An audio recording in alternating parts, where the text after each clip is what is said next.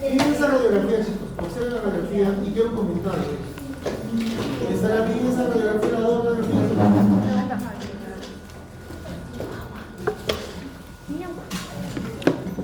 No se lo digo. Pero agarra el mío, pues, ¿Lo tienen por ahí? Eso se pone así y lo levantamos. Solo lo voy a cortar. Ya. Sí, ya sé. Un ratito. Discúlpame.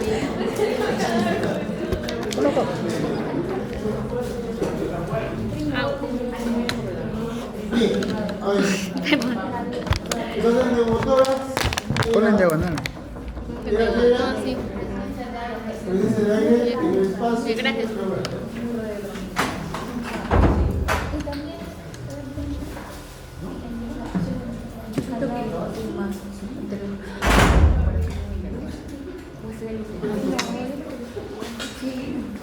No, porque hay un con melodía. Muy bien, pasito todo. A ver, miren. A ver, quiero una opinión de ustedes sobre esa radiografía. Le dan la radiografía que digan, a ver, díganme qué cosa tiene ese paciente. ¿Está bien? ¿Está mal? ¿Está fregado?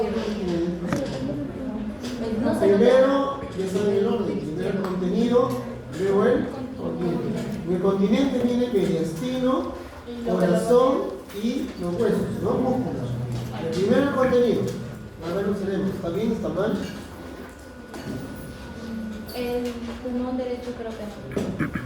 ¿Qué es eso? ¿Qué pasa con el pulmón derecho? Es que si ustedes se dan cuenta en la parte del pulmón izquierdo está negro. Está negro. Negro.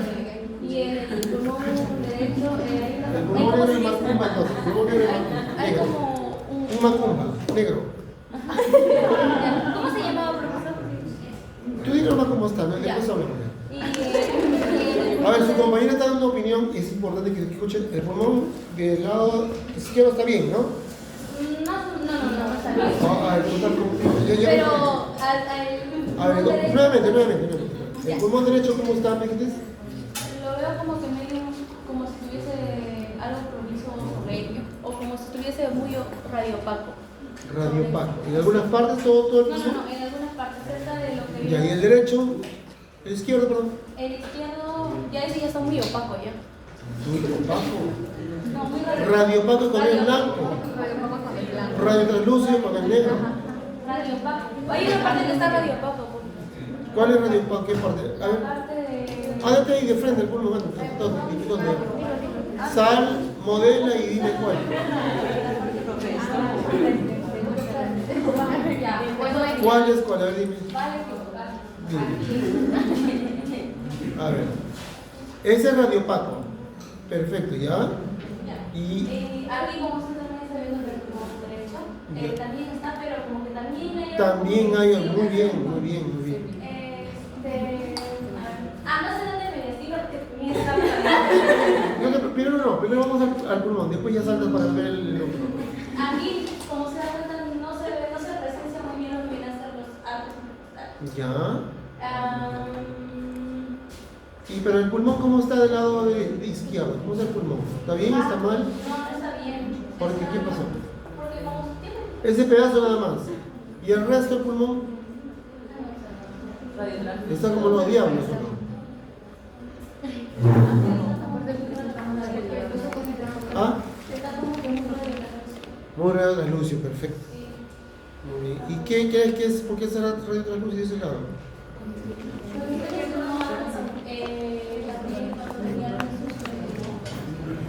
¿Tiene que? No te escuché fuerte. Cuando hay pus en el pulmón, Pus sería radio opaco.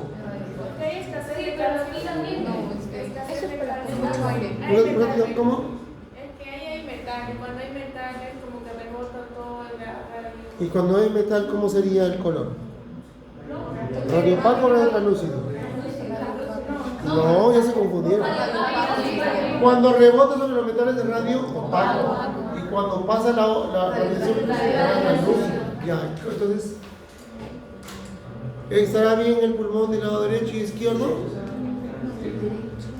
¿Qué le llama más la atención de la radiografía ahí? No se procesa el cambio. A ver. Ya, nada más. Presenta oscuridad Y también por Hiper el otro lado sí. translúcido. Hiper. translúcido. No se ve la presencia también de los arcos periodicales. Sí, se ve que los arcos sí están. Sí, pero por la parte de aquí. Mira, el arco está acá. O es la Ahí está el arco. Y la Mira. parte que está por acá. No, pero para la parte más al lado del mediastino, no. No, solamente teníamos que después veamos el mediastino. Ya. Primero solamente los pulmones. ¿Cómo están los pulmones? Así le va a venir un examen con gráficos, ¿ah? Vienen con gráficos los exámenes. Está radiopaco. La parte ¿Cuál es el radiopaco? la parte de donde se encuentra O la principal de Hernández. el ventrículo. Ya no sé, pero el resto del pulmón está bien, está mal, está bien o mal. Sí está bien. Sí, está bien. A ver chicos, miren. A ver, escuchen todos. Esta es una prueba clásica, definitivamente definido, donde vemos, miren, cómo se ve un pulmón normal, aquí, un pulmón, miren, se notan aquí alveolos, bronquiolos, ¿no? Se ve la anatomía estructural parenquimal del pulmón.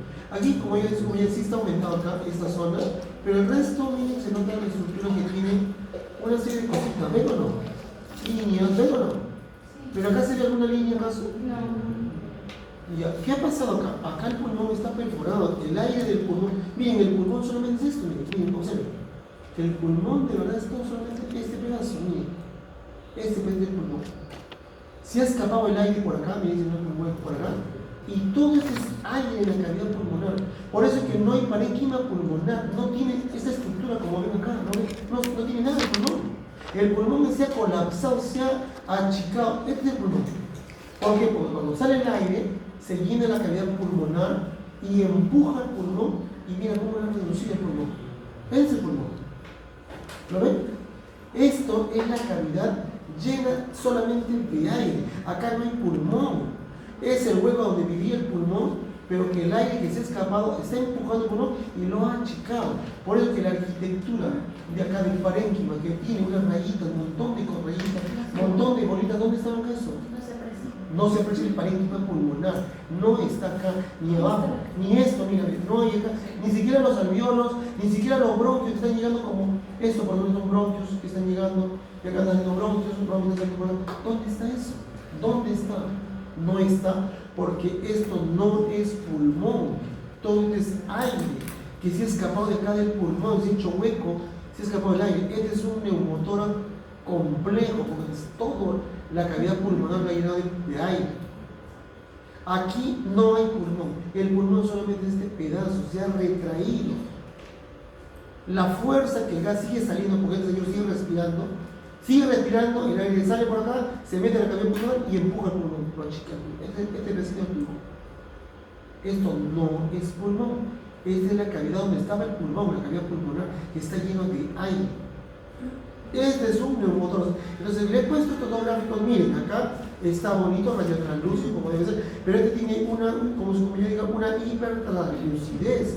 Entonces en el neumotórax hay una hipertranslucidez.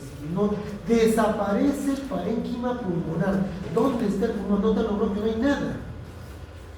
¿Ven la diferencia? Pulmón normal, hasta aquí, pulmón anormal, todo esto. Entonces, ¿qué eso significa? El color oscuro no siempre nos indica que es pulmón, nos puede indicar la presencia de aire nada más, como en el caso de este pulmón, ¿no? Que tenemos, acá tenemos pulmón con aire, se parénquima pulmonar con aire, pero acá no lo tenemos. Acá todo lo que estamos viendo es solo aire, sin pulmón. El pulmón se ha reducido, es como si hubiéramos agarrado un globo y lo hemos pinchado y ese globo se ha arrugado ahí. Porque el aire que está saliendo por ese mismo agujero está aumentando la presión contra el pulmón y el pulmón se ha reducido como si fuera un globo desinflado. ¿Ya? ¿Notaron ahora sí la diferencia? Entonces, ¿cómo me doy cuenta que es neumotórax o es radiotranslúcido? Muy radiotranslúcido cuando no existe parénquima pulmonar. Ahí no hay parénquima. No se ve ni un alveolo, no se ve ni no hay nada. Todo es aire, un neumotórax. Entonces, al inicio siempre se erra de esa manera, ¿ya? Es normal errar de esa manera. Como dijimos que el aire es sinónimo de, el problema de la luz es sinónimo de aire, ¿sí? Hemos cambiado la definición, es la misma, sino con la diferencia estamos viendo que en el pulmón del lado derecho hay aire, pero aparte hay parénquima pulmonar, pero en el lado izquierdo hay aire solamente, sin parénquima pulmonar, ¿no? Entonces, acá hay una imagen más que la voy a presentar para que quede claro el concepto. ¿Y puede recuperarse? Sí, por supuesto que sí. Miren ese pulmón. ¿Dónde está el pulmón del lado izquierdo, derecho? No hay pulmón. Y está muy... Se ha retraído por aquí, nada más el pedacito de pulmón, mira acá. Aquí, este pedacito. Este pedacito de pulmón que se ha retraído. Porque este aire que se está escapando está empujando y comprimiendo al pulmón. Y el pulmón no se puede insuflar porque el aire se le escapa, pues, ¿no? Está con hueco. El globo no se puede inflar, se está escapando el aire. Soplo más aire se queda en la cavidad pulmonar.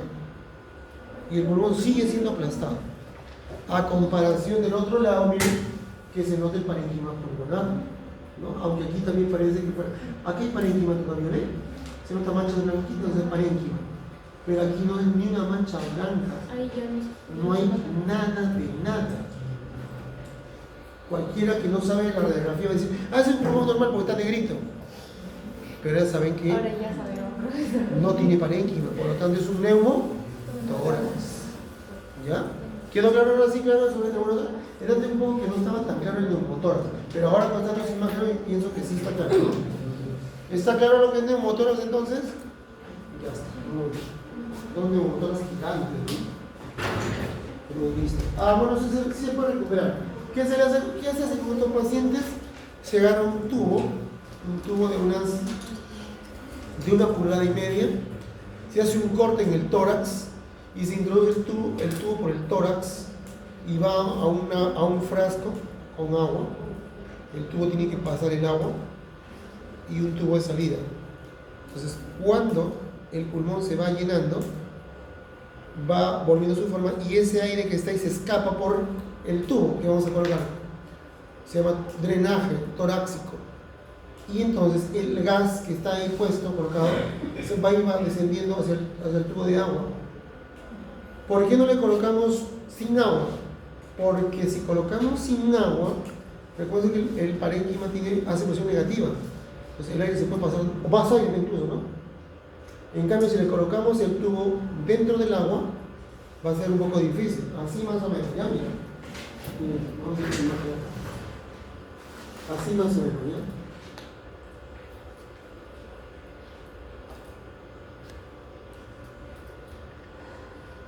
Ya, muy bien.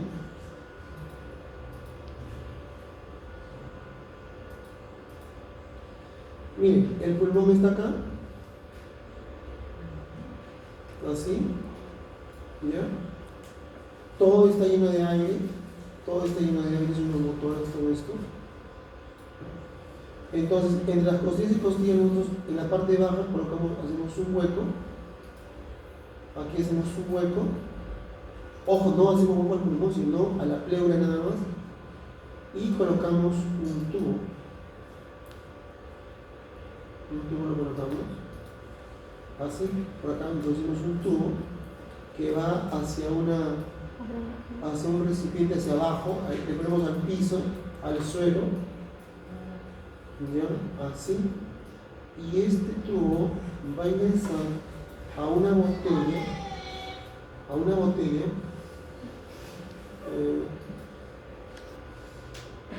acá vamos a poner un corcho de la botella así, a una botella grande, un frasco cerrado, ahí más o menos así, que se mide el frasco por si acaso, y aquí le colocamos un tubito de aire, que se espera por la verdad, ¿cuánto se espera? Por favor, no toquen una sola tocada, ahorita están tocando varias veces, una sola tocada, sí, tocando. Una sola tocada sabemos que estamos. Y aquí colocamos un tubo acá. Si van a poner por fuera, pues no, pero una sola tocada. Se llena de agua.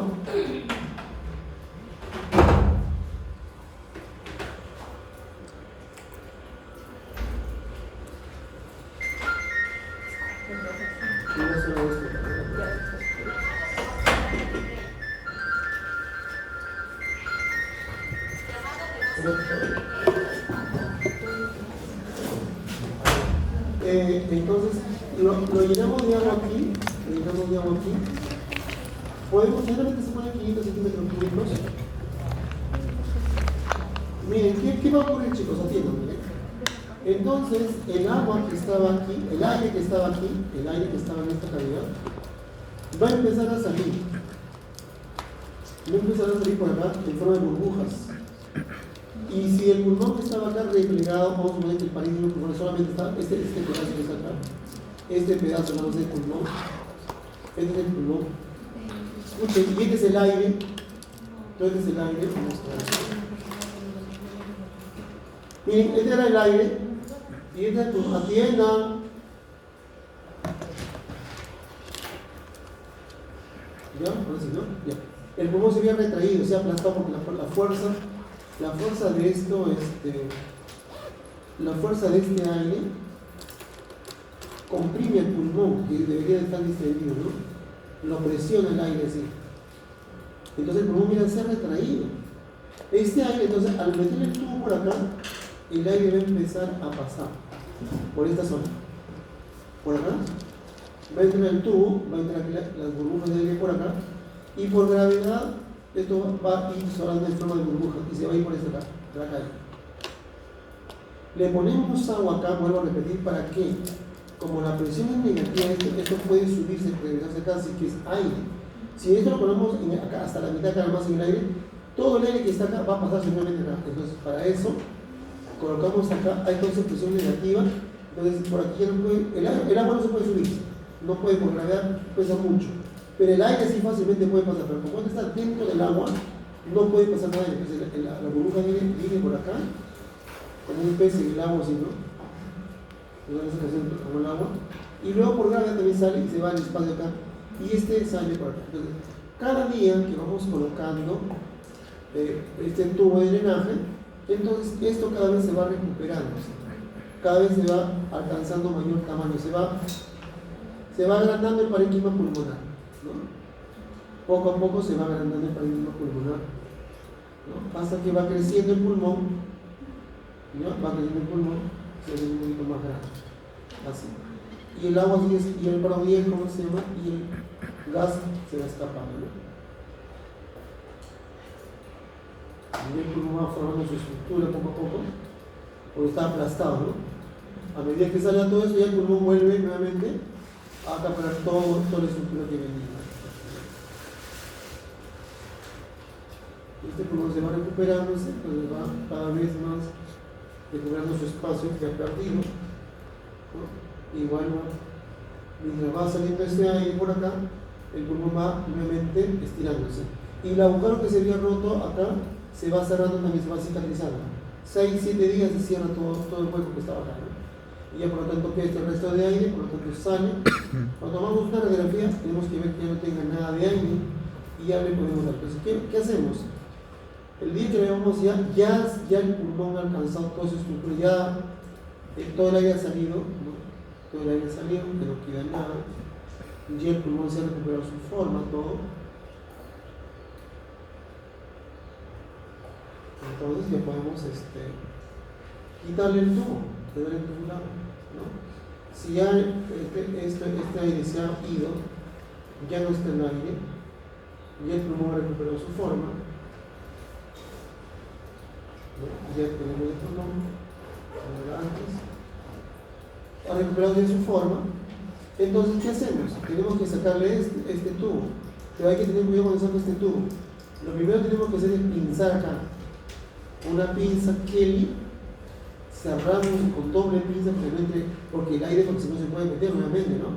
Lo pinzamos fuerte, colocamos una aguja por acá y otra aguja por acá para cerrar la piel, ¿no? Es un hilo, y levantamos un hilo por acá y cosemos esta parte. El tubo va saliendo, lo vamos sacando de acá, pero está pinzado también, o sea, acá ya está estrechado, ¿no? Producto del pinzamiento es estrechar el tubo acá, ya no puede pasar. Una vez estrechado, entonces vamos colocando el punto y vamos cerrando. Entonces vamos sacando el punto y vamos jalando. Al final hacemos un nudo acá y el tubo sale afuera.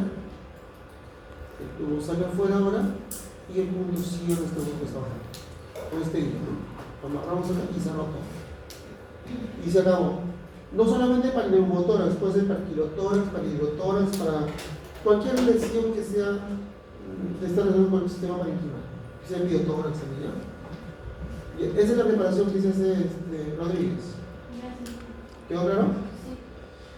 Sí. ¿En qué momento nosotros hacemos este drenaje torácico? El tema de drenaje torácico, ¿no? Drenaje torácico se llama esto. ¿En qué momento lo hacemos? Hay algunas condicionales. Uno, cuando hay dolor, no hay indicaciones, cuando hay dolor, mucho dolor, cada que respira el paciente le pide dolor, cuando hay disque, dificultad para respirar, cuando tenemos el paciente con disque, hay dificultad, se agita mucho, ¿no? Ahí hay que colocar el disque.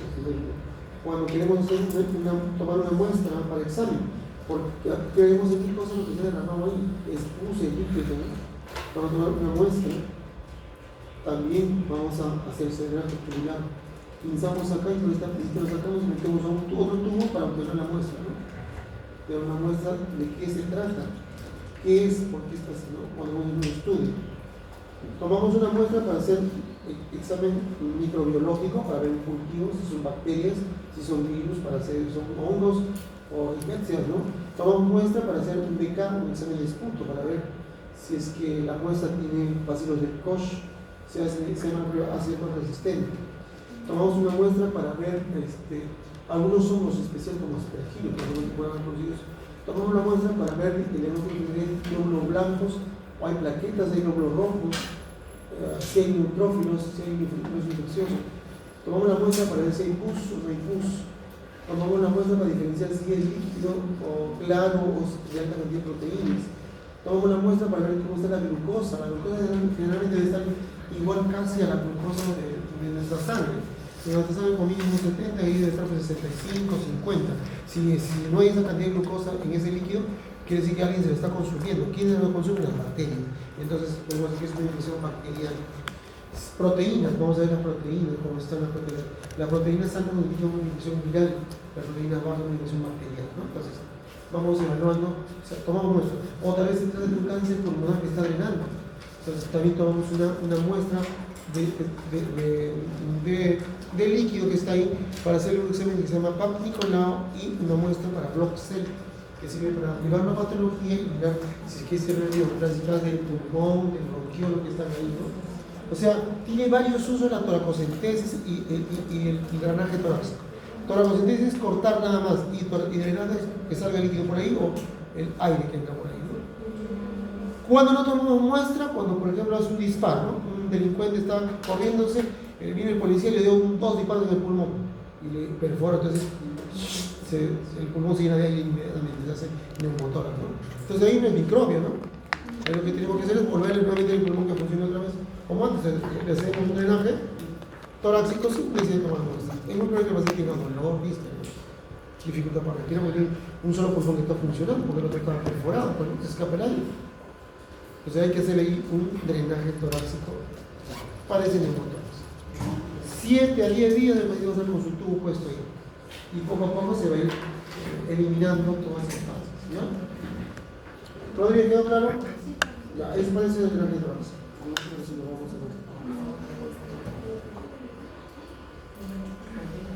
Entonces el criterio de alta del paciente cuando su radiografía ya está normal, ¿no? Como esta. Como esta, ¿no? Ya volvió toda su integridad, ya le damos de alta.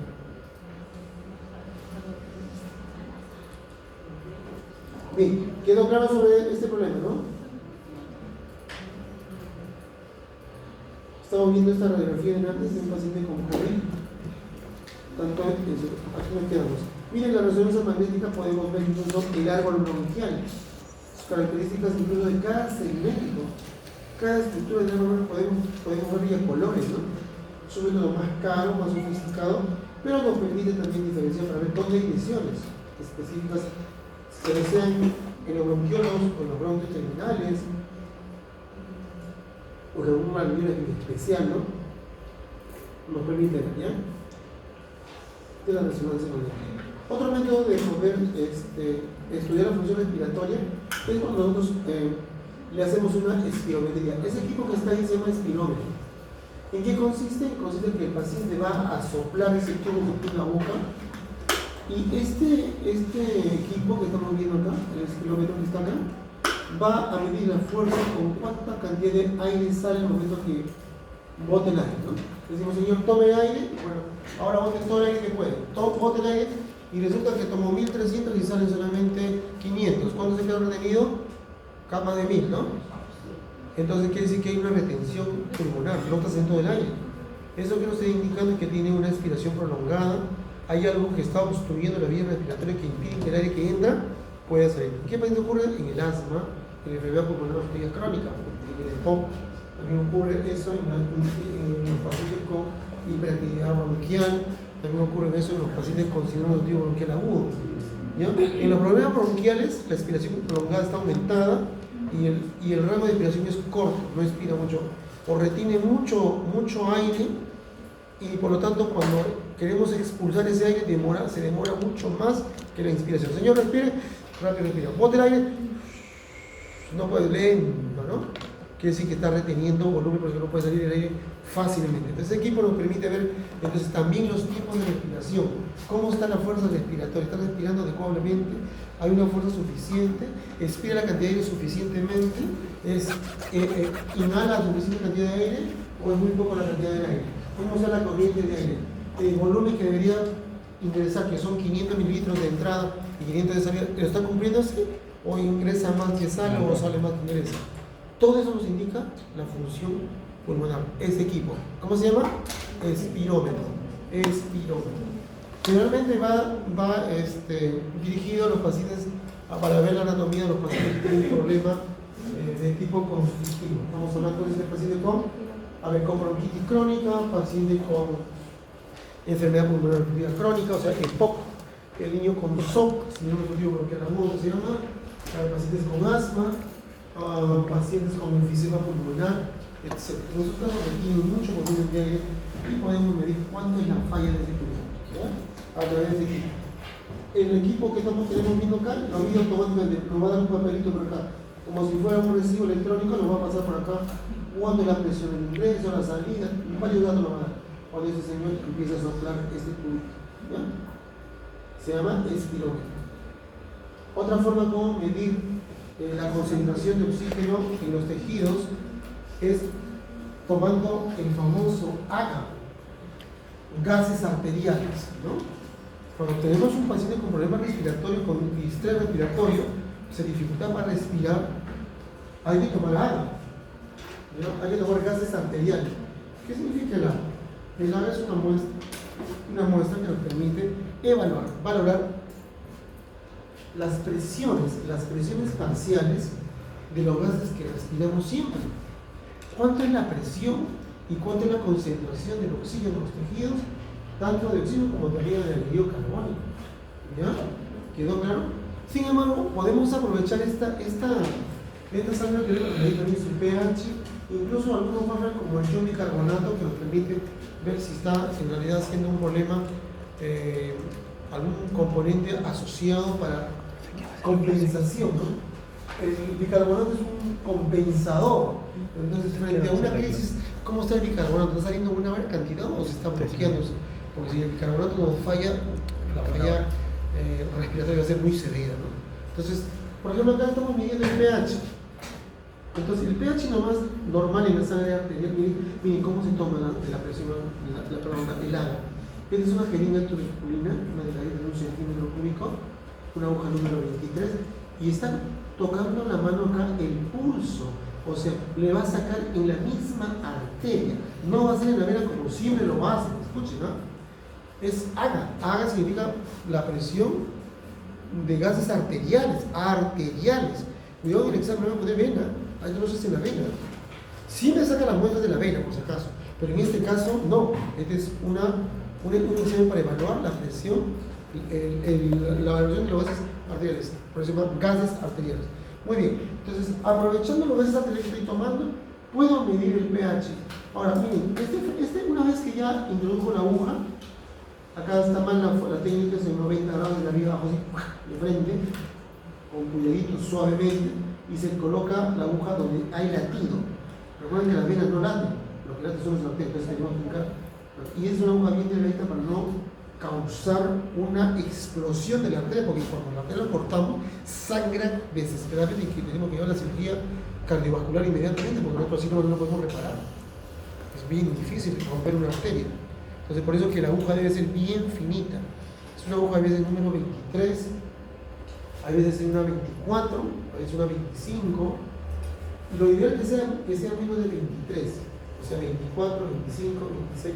Bueno, llevamos menor, parece que aumentar el número en cantidad, pero cuando más aumente el número, el calibre es más delgado, ¿ya? O sea, decir una 18 es más gruesa, decir 16 más gruesa que decir una 24, parece inverso, ¿no? Debería ser más bien al revés, ¿no? Sí, pues, pero lamentablemente no es así, ¿ya? Entonces la aguja número 23 es delgadita, chiquita, pero lo ideal es hacerle con aguja 24, aguja 25, 26, 27, 28, 29 o 30. Cualquiera de esas agujas, ¿ya? Es delgadito, o sea, me refiero al calibre de la aguja. El cuánto es largo de la aguja también necesitamos que no sea muy grande. Puede ser de media pulgada, de 3 octavos de pulgada o de 5 octavos de pulgada, chiquitita nada más. No necesitamos que sea un agujón como están viendo ahí. No, el que está viendo ahí es una aguja número 22, incluso está mal puesta esa técnica, está incorrecta. El color del tambor que tiene la aguja, ese color número plomo, es el número 22 por si acaso. Viendo solamente el tambor ya sabemos qué número de aguja es, ¿no? El celestito es, generalmente el azulito es 23 o 24, ¿no? 23. 23 y 24. No, la aguja es 23 o 24, ahí. ¿Ya? Pero esa aguja que está ahí, están viendo ahí, es una aguja número 22. Y el calibre y el tamaño de la aguja, ven, debe tener 1,5 pulgadas, muy grande, no se utiliza esa aguja. Se utiliza la aguja que sea la más pequeñita, puede ser de 1 centímetro, o de 1 pulgada, de media pulgada, de 3 octavos de pulgada, o de 6 octavos de pulgada. Son chiquitas nada más. Y el calibre es, no se olviden, a partir de la 24 para arriba, ¿ya? Hasta la 30. ¿Por qué? Por el riesgo de evitar que haya un sangrado múltiple o gran sangrado, porque es una arteria. Vamos a pinchar ojos, no la vena con 3 minutos que le pones un algodón, ya se acabó. Ahí para la sangre, pero eso no va a parar si que le cortamos. Hay que hacerlo con mucho cuidado. Si no están instruidos en esa técnica, mejor no lo hagan. Hay que esperar al técnico de laboratorio que lo haga. Sin embargo, a veces el técnico de laboratorio tampoco no lo sabe. Mucho más experto el enfermero o el enfermero, ¿no? Porque sabe manejar dictados, ¿ya? Bueno, una vez que saca la sangre, por si acaso, esa jeringa es una jeringa cualquiera, es una jeringa heparinizada. En su pared tiene heparina, por lo tanto no se va a coagular. Entonces, una vez que se saca la sangre, esa sangre se dobla la aguja y se la lleva al laboratorio con todo y sangre, así con todo y jeringa. En el laboratorio lo que se hace es se coloca esa sangre en un frasquito heparinizado, se le echa, se le vierte y se le mete al equipo de lectura. Y el equipo de lectura automáticamente saca, igual que un recetario electrónico, todos esos valores que estamos viendo arriba. Ya no, inmediatamente es automático, ¿ya? ¿Qué nos permite ver el pH? Mire el pH, cómo varía. Grábense el pH, porque eso va en su examen. 7.35 a 7.45. Miren, varía solamente en centésimas. Ni siquiera pueden variar en décimas, porque si van en décimas es muy grave. El pH es importante mantenerlo. Si el pH es menor de 7.35, decimos que hay una acidosis respiratoria o metabólica. Si el pH es más de 7.45, decimos que hay una alcalosis metabólica o una alcalosis respiratoria. Es importante mantener esos valores, ¿ya? 7.35 para que se vean de memoria al 7.45, ¿ya? Un promedio. Bien, después estamos midiendo la presión del CO2, la fuerza que tiene el CO2. El oxígeno, perdón, ¿no? El O2. Estamos viendo que la fuerza normal es de 80 a 100 milímetros de mercurio, así es su fuerza. Y le miden la fuerza quién es, entonces el mismo equipo. Después estamos viendo la presión de la anhidrocarbónica, que debe estar entre 35 y 45 milímetros de mercurio. Quiere decir que quien ejerce más fuerza, ¿quién es el oxígeno? Quien tiene más fuerza, más punche, ¿quién es? El oxígeno. Debe estar entre 80 y 100. Ojo, estamos hablando de la fuerza, ¿eh? Si nosotros nos chocamos con el oxígeno, ¿cuánto nos empuja a nosotros de su fuerza? ¿Ya? No estamos diciendo cuál es la concentración, sino cuánto es su fuerza. Si tenemos un globo de oxígeno a nuestro lado, nos empuja con una fuerza de 80 a 100 milímetros de mercurio a nosotros, nos puede empujar una bola grande tenemos a nuestro delante, ¿no? En cambio, la fuerza del CO2, ¿cuánto debe ser como mínimo y como máximo? ¿No? 35 sobre 45 milímetros de mercurio. Ahora, el otro que estamos viendo es la saturación, la concentración del oxígeno. ¿Cuánto de oxígeno debe haber en cada molécula de hemoglobina? Ahí lo está midiendo entre 95 y 100%, ¿no? Es el valor promedio. Generalmente los niños manejan de 91, 99 a 100, son niños. Los adultos mayores están entre 94, 95, 96, ¿no? Y los adultos jóvenes están entre 95 y 100. Pero la mayoría llega a 100, la mayoría, ¿ya?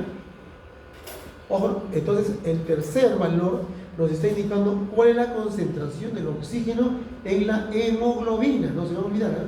O sea, ¿cuál es la función de la hemoglobina? Transportar el oxígeno. ¿Cuánto está cargando la hemoglobina de oxígeno? Debe cargar al 100% de cargar, ¿sí, no? ¿Cuánto está cargando? Normal, como mínimo va a ser 95%.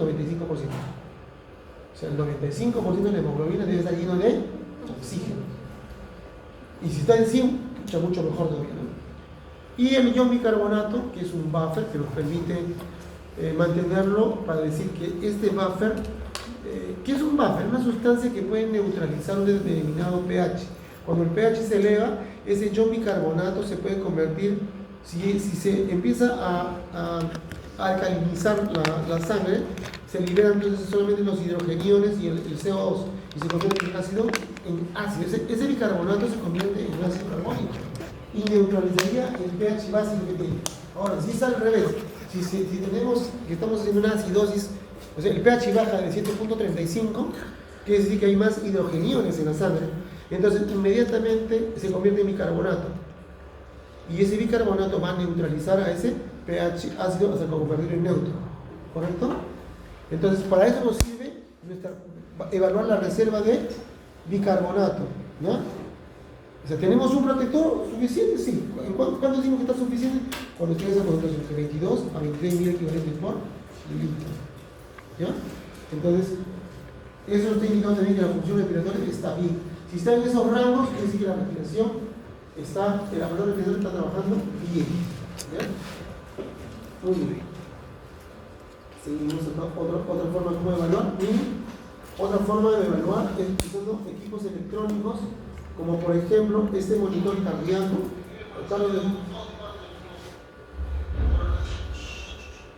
Este monitor cardiorrespiratorio, ¿ya? Mira, acá tenemos arriba la frecuencia cardíaca, que está acá con 60 latidos por minuto. Acá nos está midiendo el electrocardiograma, es una onda 2, ya van a ver qué es una onda 2. Se está formando con los QRS, onda P, onda T, onda P, ¿no? Otra vez, onda P, complejo QRS, onda T, otra nuevamente, así, ¿no? Está rítmico, ¿no? 60 latidos por minuto está teniendo los indicando este señor. Pero acá estamos viendo el flujo ventilatorio, ¿no? Está saturando 99%, acá, ¿no? 99%. Tiene un pH de 5.02, está aumentado, está haciendo la situación respiratoria. Tenemos acá la cantidad de respiración, el flujo respiratorio, que hicimos en cuenta, la presión arterial, que estamos viendo acá, la temperatura también tenemos que medirlo, acá está la temperatura, acá está la presión arterial media de la PAM, la 93, es la suma de dos presiones arteriales más una presión, dos presiones arteriales diastólicas más una sistólica entre 3, y este no tiene que ir entre 70 y 100, está en 93 y sí está bien. Entonces, este monitor que vemos aquí está puesto aquí, pero está chiquitito, no se ve acá los equipos, yo le he puesto acá arriba una toma grande, para que vean qué está midiendo este equipo. Miren este paciente, está intubado, está tomando ese equipo puesto en su cuerpo, y esos son los conectores, los electrodos que están midiendo estos valores que están acá, ¿no? Otra forma, tal vez, esto está muy complicado, también tenemos un hospital, no hay en esto está malogrado, bueno, pues que entonces este es un brazalete que nos mide la presión arterial. Este primero, este valor que estamos viendo, es 126, la presión sistólica, 78 la presión diastólica, 65 son los latidos por minuto y 30 la frecuencia respiratoria, ¿no? Entonces, con este equipo estamos midiendo cuánto es su función respiratoria. Y esto que está acá es un pulsoxímetro, ¿no? Que nos permite ver la frecuencia cardíaca, la frecuencia respiratoria, pero también nos da la saturación, ¿ya? En este caso, este paciente tiene 148 latidos por minuto, no está protegicado, ¿no? Y tiene Perdón, 99 de saturación y 67 de flujo cardíaco. Vamos a hacer el control. Es lo mismo. 6.5, ¿no?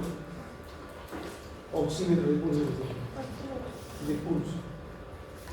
Bien, aquí tenemos, para medir la función respiratoria, hay veces, si estamos en una posta, no tenemos pulso oxímetro, no tenemos equipos especiales, tenemos que hacer un diagnóstico clínico. Ojo, no se va a olvidar esto, ¿eh? Nosotros, antes de poner todo lo que hemos visto, tenemos que hacer un examen físico de nuestro paciente. El diagnóstico no se plantea en base a los resultados que hemos visto, porque la máquina puede fallar, el personal que está en salud puede fallar, el equipo de medición puede fallar y no pueden estar datos negativos, o falsos negativos, ¿no? O falsos positivos, y no son tal vez eso. Entonces lo primero que tenemos que hacer es un examen físico de nuestro paciente. Y el primer examen físico que tenemos que ver es su función respiratoria. ¿Cuántas respiraciones tiene por cada minuto? Miren, eso tiene que grabarse de memoria. Hoy día o mañana se tiene que grabar porque el examen viene de todas maneras eso. Va a venir porque eso tienen que ustedes saberlo. Ustedes en el hospital van a ver eso. No va a estar dando su mataburro, su librito, ¿no? Para ver cuántos días son así, ¿no? Es tiene que ser de memoria. Mataburro lleva esos libritos, o apuntes que la enfermera tiene o el médico también tiene, donde están todos sus datos claves, ¿no? Que están ahí. ¿Qué es necesario? Hay que grabarse en memoria.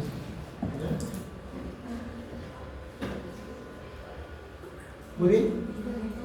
Miremos entonces, miren, Leonardo, ¿cuántas frecuencias del neonato? 50, 60. El adulto, miren. ¿Cuánto tiene? Profesor, ¿y la temperatura también varía? Si por ejemplo, La temperatura, la presión, la frecuencia cardíaca, la saturación, todo varía. Todo varía. Pero el tema de hoy día es respiración, gracias al Señor. No va a ver la temperatura del frío. La temperatura, como decimos, 36, máximo 37.5 grados. Hay axilar, intestinal, vaginal, bucal, rectal. No, no se pone, el tema se pone varios lugares. Pero eso no es el tema de hoy. El tema es la función respiratoria que tiene que grabarse. Hoy día tiene que grabarse eso ahorita, porque le voy a preguntar. Grábense. ¿Eso? Claro, tiene que grabarse eso. Eso viene el examen. Definitivamente viene el examen. Pero en el examen oral, porque en el examen escrito plagiar, ¿no? Entonces mejor. No, ya tú no plagias. Tú no plagias. Tú no, tú escuchas a ti, ¿no? Tú sola me has dicho, yo no, ¿eh? A veces se me muere por la boca, ¿sí? ¿No? A veces me dice yo no, pues acá. ¿Qué le pregunto? Nadie ha plagiado. Sí te creo. Yo sí te creo. Ya, a ver, vamos a ver. ¿Quién tiene más frecuencia respirativa? ¿Quién respira más veces? Neonato. ¿Y por qué si no tan neonato respira más que el adulto? ¿Necesitan qué cosa? ¿Más oxígeno? Necesitan más. ¿Oxígeno? Necesitan más ATP. Por lo tanto, tienen que respirar más veces porque los no llega. ¿Quién necesita? Más ATP. Tienen que formar el pulmón, tienen que formar corazón, tienen que formar sus células sanguíneas. Es un trabajo, pero muy intenso que hace el neonato. Y gasta cantidad de energía en los primeros días. Por eso que hay niños que se pueden morir si no controlamos su lactancia materna. Puro pecho tiene que estar bebiendo, pecho. 20 minutos por cada ronda. 40 minutos en total. Pura teta. Y si no le dan los 20 minutos. Porque ¿qué le quita el papá? ¿Por qué no? No, a veces al papá se le colocan en el pecho de la mamá para que forme el pezón, por si acaso hay que darles invertido. Sí, y tiene que formar. Si la señora quiere comprarse una pezonera para formar pezón, que le compre. Pero si no tiene plata, ahí interviene el marido. O salvo que sea transformada en semana. O así por ahí otro candidato también puede estar ahí. no requiere ser experto.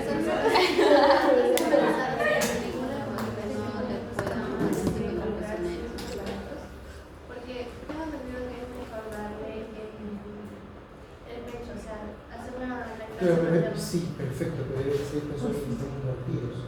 O sea, la punta en vez que salga hacia adelante el pezón, está metido hacia adentro. Es un volcán. no tiene Un volcán. Sí, pero es invertido.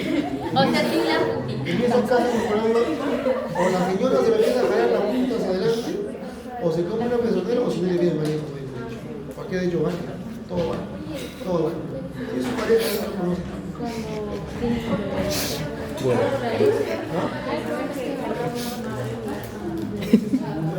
Claro.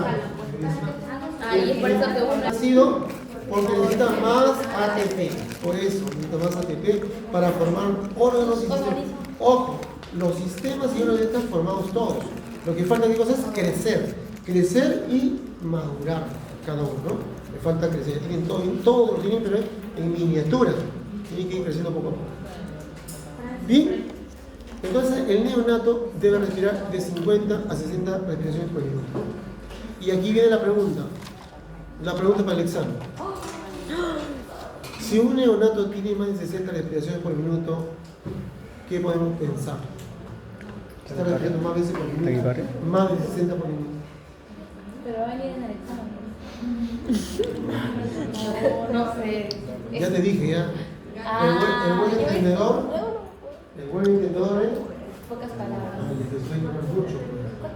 A ver, pero va a venir. Pero ya le dije nosotros. A ver, por ¿Qué dicen? A ver. ¿Qué pasaría si la frecuencia es más de 60 por minuto? Ese paciente requiere un gasto adicional de energía, ¿o no? Por lo que está gastando más. Y nos indica posiblemente que ya no esté trabajando el pulmón solo, ya están trabajando los músculos sensores porque hay una insuficiencia respiratoria. ¿Ya? Cuando el paciente tiene una frecuencia respiratoria más de 60, quiere decir que hay una patología asociada al pulmón. Por eso que está haciendo un esfuerzo para captar más de la cuenta, porque el pulmón como tal no puede solito captar el oxígeno. Le falta fuerza para ese pulmón. Entonces los músculos empiezan a ayudar. Por eso que tiene una respiración mayor. El cerebro está aumentando su frecuencia respiratoria, el hipotálamo, el bulbo aquí, perdón, está aumentando los estímulos al diafragma porque el pulmón está funcionando mal. Entonces, toda frecuencia respiratoria mayor de lo normal, decimos que hay un problema respiratorio. ¿Cómo se llama cuando aumenta la frecuencia respiratoria? Taquipnea. Taquicardia. Taquipnea. O polipnea también puede ser, ¿no? Polipnia, mejor polipnia. Polipnea o taquipnea. El prefijo taqui, aumenta. Taqui es aumento, ¿no? Y la palabra penea, menos lo que están pensando, Menos. penea es respiración. ¿Ya? Penea. O pulmón. La P y la nea. Penea. Significa respiración. Si decimos tiene taquipnea, aumento del número de respiraciones por minuto. ¿Cómo es, profesor? Aquí me dicen taquimia, taquibria. Ya te dije, ya, pues. Tú estás media raro hoy día. Estás con problemas de raciocinio, creo que. No estás analizando bien tu sistema. Taqui con P. Taquipnea. Taquipnea. Polipnea. Polipnea. Los dos son aumento de la frecuencia respiratoria, pero ¿cuál de ellos se puede considerar normal y cuál es anormal? La taquipnea es anormal. Definitivamente, la taquipnea es anormal. Es decir, es un paciente que tiene aumento de su frecuencia respiratoria que obedece a una enfermedad respiratoria. En cambio, la polipnea es también un aumento de la frecuencia respiratoria, pero con un mecanismo de compensación fisiológica. Por ejemplo, yo digo, Turpo, date 2 vueltas en la universidad. Y vienes acá a sentarte, vas a estar con la lengua afuera, ¿no? ¿Y su frecuencia respiratoria cómo va a estar? ¿No? Aumentada. Con un mecanismo de compensación. ¿Por qué está agitada ella? Porque necesita, ¿qué cosa? ATP. ¿Y para qué necesita ATP? Porque sus músculos pueden trabajar. Entonces, ¿tienen que respirar más veces porque se forman más ATP o no? Sí, por eso que aumentar su frecuencia respiratoria. Pero una vez que ya no trabaja, le digo, siéntate y ya descansa ahora, la frecuencia va a ir bajando poco a poco hasta que al final. ¿Cómo se llama esta etapa? No está taquipneica. En este caso le digo, ¿qué cosa es? Polipneica, porque es una respuesta al estímulo. Así es. Pero es fisiológico, ¿ya? No se olviden. Entonces, la polipnia es el aumento de la frecuencia respiratoria pero de tipo fisiológico. La taquipnia es el aumento de la frecuencia respiratoria por un problema patológico, anormal. Y si la frecuencia respiratoria está baja, menos de 50, se utiliza el prefijo bradi y le agregamos el sufijo pnea, bradipnea.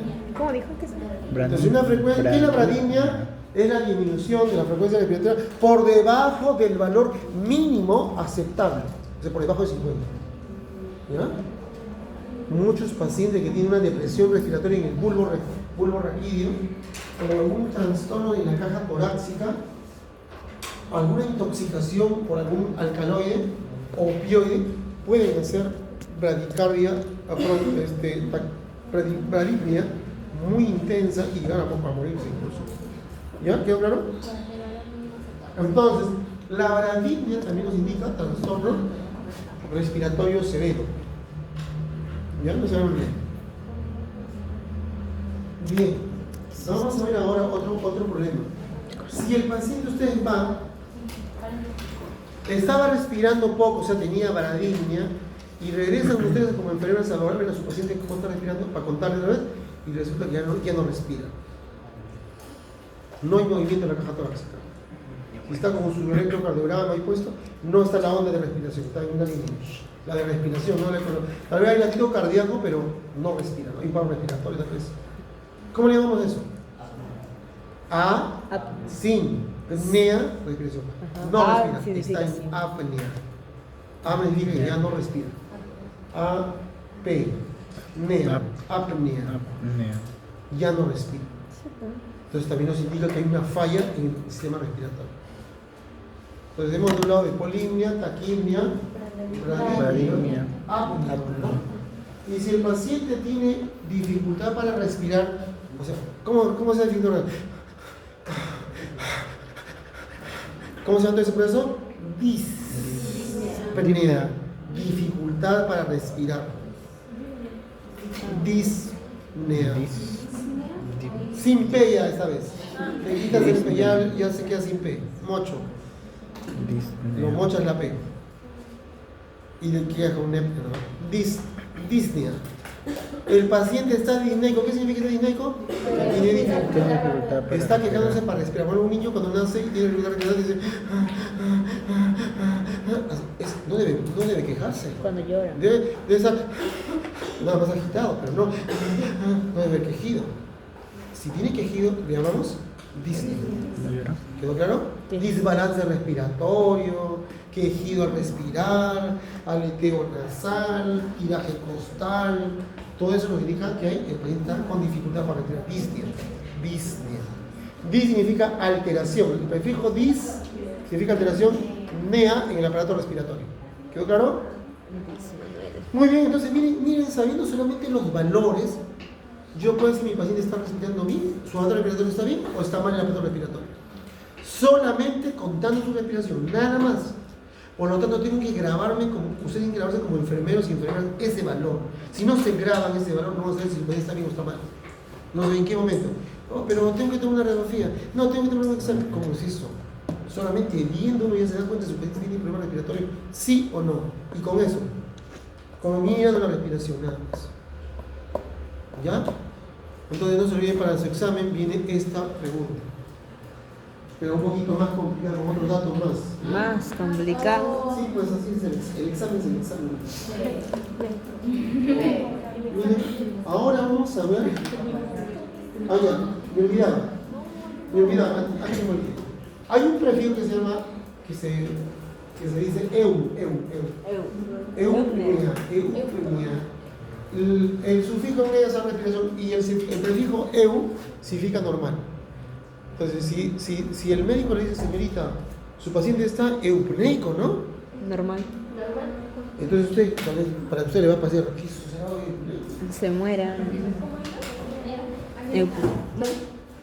eupneico, cuando la frecuencia respiratoria está en el rango entre 50 y 60 por minuto por segundo. O sea, es una respiración normal. ¿Quedó claro? Sí.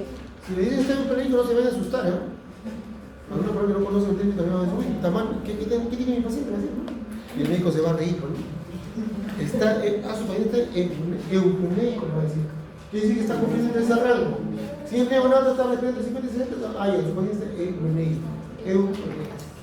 Muy bien, entonces, vamos ahora, aparte de ver el número de frecuencias de respiración, vamos a ver el tipo de respiración. Miren cómo se lo explica acá. Miren, los tiempos de respiración por mí. ¿Cuántos tipos de respiración tenemos? Miren, la E1 es una respiración regular. Observen, miren, chicos, ¿cómo se ven en...? A ver, los gráficos que van a ver aquí son los gráficos que van a ver en el monitor de sus equipos de respiración. Por lo tanto, también tiene que grabarse cómo es la figura.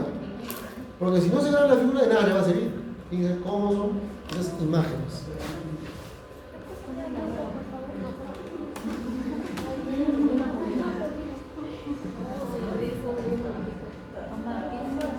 Ahí se ve mejor. Mucha por la cabeza. ¿Ah? ¿Más abajo?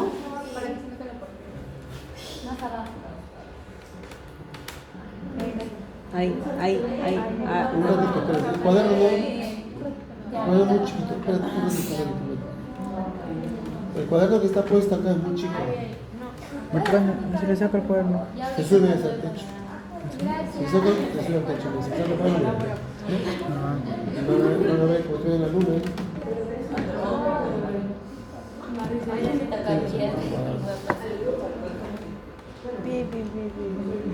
¿Sí mejor, no? Ahí hasta ahí se puede, no se puede más. ¿Cuaderno? ¿No ves? No, para que le pongan el bajo. Ya, a ver, vamos a ver ahí. Miremos entonces, a ver, todas las figuras que están ahí también tienen que grabarse porque eso, Las figuras. así van a ver el monitor. A veces no ven ni siquiera la frecuencia y van a ver qué tipo de respiración le va a preguntar el médico. Licenciada, dígame usted qué tipo de respiración tiene su paciente por dormir el monitor, qué respiración tiene. Por teléfono, ¿no? Porque también ha tenido otra emergencia. A veces en el piso, donde está el paciente hospitalizado, está grave el paciente, ¿no? Y el médico dice, ustedes le llaman al médico, todo el paciente se fue mal de la cama tal. Entonces le dice, licenciada, dice, ¿cómo está el monitor? ¿Qué tipo de respiración tiene? Y tienen que decir qué tipo de respiración tiene. Ahí no aparecen los nombres, por si acaso. Solamente aparecen los gráficos nada más. Y ustedes tienen que saber cuál es cuál. Entonces el médico va a escuchar lo que usted le dice y de acuerdo se le va a decir, actúe de tal manera, haga tal cosa. Por lo tanto, tienen que grabarse esos gráficos. Comenzamos el primero. Miren, le voy a ir explicando uno por uno por qué ocurre, ¿ya? Comenzamos por el primer gráfico. ¿Qué es lo que tienen que ver en el primer gráfico? Miren, el que mire hacia abajo, así, esta V que va hacia abajo, nos indica expiración. Cuando el pulmón expira, todo el aire bota y llega hasta ese nivel, todo expira. Luego nuevamente, inspiración, nuevamente expiración, inspiración, expiración. Miren, se mira dos cosas. El volumen de aire de la expiración es igual al volumen de aire de la inspiración. Toditos, ¿ven? El tamaño de los equipos de la onda es igual tanto en la inspiración, el volumen, primero vemos el volumen, el llenado que cae en cada uno de ellos, es igual. O sea, la cantidad de aire que inspira es igual a la cantidad de aire que expira, ¿está bien? Segundo, el tamaño de la altura está bien. Todos están llegando a una sola altura, ¿bien? Todos llegan, tanto en la inspiración como en la expiración, está el mismo valor. Y luego cuentan en un minuto, porque acá aparece en un minuto, cuántos ciclos hay, ¿no? Entonces, y van a tomar. Entonces, si ocurre este tipo de gráfico, es decir, que el paciente tiene una eupnea, que está normal, ¿no? Bien, esta respiración atáxica, ¿en qué consiste? Miren, los volúmenes de aire al inicio son normales, pero luego acá hay una inspiración, una pseudoexpiración y una pseudoinspiración nuevamente, y luego hace paro respiratorio. Recupera la función torácica, comienza la inspiración, expira un poco, se mejora la inspiración, pero luego hace paro respiratorio. Otra vez comienza a tomar fuerza y cada vez se va haciendo estos complejos que son de alto volumen y bajo volumen. Terminó finalmente en un paro respiratorio, ¿ya? Esa se llama respiración atáxica. muy irregular los volúmenes de aire y la forma, mira, incluso esta punta es más larga que este lado. Acá, el medio es así, ¿no? Espera, vuelve, para, y luego hacia los oídos. Ni siquiera es profundo, sino como el perrito, ¿no? O sea, y luego para otra vez. Totalmente irregular, respiración ataxia. ¿Ya? Esto cada vez, miren, observen la línea, esta línea de todo cada vez se va a hacer más larga y al final va terminando a hacer un paro respiratorio por disfunción respiratoria. Miren acá, esta respiración, observen, se parece a la luz de mí, con la diferencia, miren, observen, que el tiempo que hay de aquí a acá, aquí de aquí hasta acá es más ancho, ¿no? O sea, respira lento. Despacio, ¿no? Despacio va respirando, ¿eh? Pero tanto la inspiración como el ruido son iguales, tienen el mismo volumen, sino que está muy lento, no es como esto más seguido, ¿no? Eso está más separado, más lento. Está ordenado a las alturas, los volúmenes, todo está, pero no, en cuanto al número de respiraciones por minuto, está disminuido, está como aquí. Y vuelta acá, miren ustedes esto, aquí, esta respiración es el aumento, lo que llamaremos, ¿sí? Aumento de respiraciones pero profundas, ojo, todas son profundas, no es una respiración rápida, chicos, sino es así, ¿no? Así lo van a dar a su paciente, es rápido respirar. ¿Y eso qué me indica? Que la cantidad de aire que va a ingresar a los alveolos es casi nulo. Porque lo que estoy llegando se torna inmediatamente, no está llegando a los alveolos como debe ser. Este paciente se va a cansar, se va a agotar en un momento. ¿Ya? Esta es una hipernea, aumento del volumen de respiración. La altura es muy ancho, pero miren los espacios, en inspiración y expiración son cortísimas, cortitas. ¿No? Muy cortitas que ni siquiera le permiten ingresar al alveolo adecuadamente, ¿ya? Y formar la respiración. Acá, la respiración de Fishing, ¿sí? Periodos de normalidad respiratoria o aumento del volumen. Está respirando, ¿no? Así. Y de un momento hace otra vez, ¿no? Así. Y de un momento otra vez, ¿no? Así. Volumen alto, miren, alto en un momento. Volumen alto, pero solo para la inspiración, no para la expiración. Las inspiraciones normales son periodos intermedios de cuando un niño ha llorado demasiado. ¿Han visto a los niños cuando lloran demasiado? Se van a dormir, ¿cómo respiran? A ver. ¿Sí voy a entrar? ¿No? ¿Han visto? Ya. Esa es esa respiración de Fishing. Pero en eso los niños. Pero los adultos no pueden ver. No pueden ver los adultos eso. ¿Ya? Aquí, bien,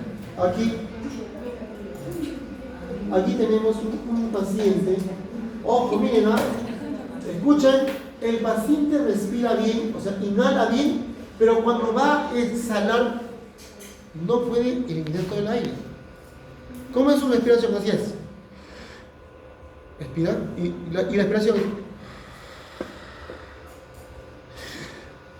rápido, y luego la salida es lenta.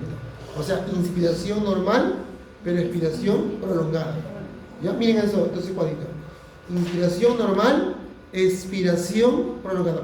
¿Por qué el aire no puede salir? Porque hay un atrapamiento en el bronquio, hay un problema, una bronquitis, un asma, una enfermedad pulmonar crónica, tiene ese paciente. El aire puede entrar, pero no puede salir. Por eso que la expiración se hace más larga, ¿ya? El atrapamiento de eso. Acá tenemos esta respiración en Maya, la respiración de Maya, mal pronóstico, igual que la Shining Stop, ¿ya? A veces la táxica por una lesión del bulbo raquídeo se convierte en biótico y Shining Stop, y ellos son el mal pronóstico. Estos se van a morir los dos pronto, si que no hacemos algo se van a morir los dos. Bien. Este paciente es aquel paciente lo siguiente, respira normal, respira normal, ojo, pero en un momento ese paro respiratorio no respira nada. Cuando ustedes van al cuarto de su mamá o de la abuela, ¿no? Ven que está respirando, a ver, está respirando la abuelita, sí, respira toda la abuelita, y de momento deja parar de respirar. Entonces respira un minuto, 2 segundos, 3 segundos, no respira, uy, no respira, y otra vez. Y otra vez nuevamente para. Esa respiración de las abuelas, ¿no? O de los abuelos. ¿Lo han visto? ¿Los abuelos? De los abuelos. O en el sueño profundo también ocurre eso. ¿Ya? Ojo, en el sueño profundo también puede ocurrir eso. Y es ahí donde el paciente, cuando ya no respira, inmediatamente siente que algo está, y en su sueño parece que estuviera ahogándole, ¿no? Y de un momento se le van a desesperar como le falta el aire, ¿no? Se levanta así, ¿no? Ya, eso cuando hay respiración de vida. Y es peligroso, por si acaso, porque puede ser paro respiratorio. Apnea del sueño, ¿no? Acompañado a veces de apnea del sueño, que es peligroso, ¿no? Hasta mortal puede ser. ¿Ya? ¿Quedó clara esa respiración, chicos? Periodos de respiración normal con apnea. Con apnea. Si el apnea aumenta cada vez más en 20 minutos, se produce un baño. Bien. La siguiente respiración es de mal pronóstico. La de Cheyne-Stokes. Sí. Es una respiración parecida a la respiración atáxica. Pero ¿cómo hace diferencia? ¿Cómo me cuenta? Porque el apnea es mayor en la de Cheyne-Stokes. Los pacientes que van a morirse, que están a punto de morirse, tienen esa respiración de Cheyne-Stokes. O sea, es superficial, ni siquiera respiran bien, ¿no? Pero no hacen respiran normal, sino y por lo menos y ya no para, ya no respira nada. Se escucha, mira, y dice, uy, ya se murió, y empieza a ver, y se va. Cada vez el apnea es más grande, ¿ya? Y de un momento antes, paro respiratorio. Si no están listos con su equipo, ustedes en ese momento con su ventilador, su tubo de traqueal rápido, se muere ese paciente, ¿ya? Hay que estar con, si el paciente tiene respiración de Cheyne-Stokes, hay que estar listo con nuestro equipo, ¿ya? Y ¿cómo se llama? La sonda endotraqueal, una jeringa para llenar el agua, el endoscopio para ver si estamos colocando bien, y su ambú, para hacer la respiración manual. Se le coloca el tubo y en el tubo hacemos esto. Y inmediatamente solicitamos la atención por ventilación mecánica, porque el paciente ha hecho paro respiratorio. Ya no respira el pulmón, nosotros hacemos respirar. ¿Cómo nos damos cuenta que estamos haciendo respirar? Porque cada que abrazamos la bolsita, el pulmón se insufla, vuelve a su sitio. Otra vez. No hacemos cada rato la bolsa así por si acaso, ¿eh? No. Es a una razón de unas 15 a 20 respiraciones por minuto. Calculen su error. Cada 3 segundos, se levanta el tono. Luego solito suena. ¿Ya? Otra vez. 1, 2, 3, 4. Apretando su bolsa. Otra vez, otra vez. Así se hace, ¿ya? Eso significa que hay todavía latido cardíaco, pero hay paro respiratorio. O sea, no siempre va a haber paro cardíaco y paro respiratorio, por si acaso. Son indiferentes. Primero puede ser que haya paro cardíaco solo, y luego paro respiratorio, o primero paro respiratorio solo y después paro cardíaco. O sea, tengan cuidado. La reanimación cardiopulmonar es cuando hay paro de los dos, pero pueden ser reanimación solamente respiratoria cuando no hay paro cardíaco, pero sí hay respiratorio. ¿Quedó claro? Entonces, tienen que estar listos con su equipo para este paciente. Tanto para el de Biot, tanto para la táxica como el de Cheyne-Stokes. Son graves. Y la respiración de Kussmaul es una respiración muy superficial que ocurre en los pacientes que han consumido opiáceos, marihuana, que han intoxicado con digitales, con opiáceos, narcóticos, benzodiazepinas, y ya se respiran, así, ¿no? Respiran rapidísimo, respiran. Pero llegan a la acidosis respiratoria porque no ingresa oxígeno adecuadamente como rápido y no es necesario. Ese paciente tiene mal pronóstico. Y el otro que estamos viendo, hay ciclos de inspiración y expiración adecuables, hay un ensanchamiento adecuado de los espacios, pero está aumentando la frecuencia respiratoria, porque además no es una taquicardia, ¿no? ¿Ya? ¿Quedó claro entonces? Entonces no solamente hay que contar la respiración, sino hay que ver el tipo de respiración, y eso tiene que grabarse, porque eso van a ver los monitores. Y el médico le va a preguntar, dígame, ¿qué tipo de respiración tiene en este momento nuestro paciente? Usted, digamos, tiene respiración de mambo, ¿no? De Biot. Ya va a morir. Bien. Y vamos a ver entonces ahora ya hemos visto todos los exámenes que tenemos que pedir. Vamos a ver, entonces dejamos una que comienza. Bien.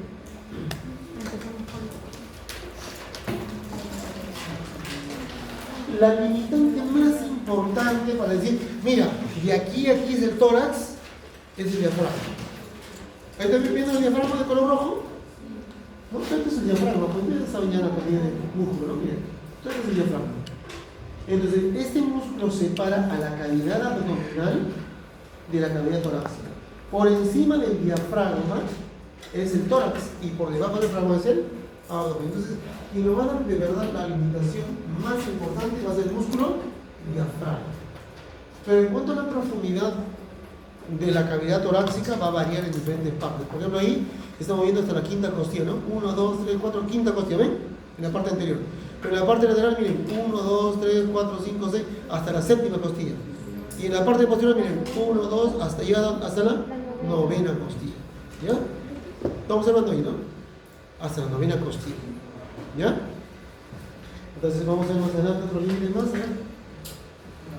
Miren, ahí está en la parte lateral hasta la novena costilla, quinta en el anterior, séptima en la parte lateral y hacia atrás hasta la novena costilla.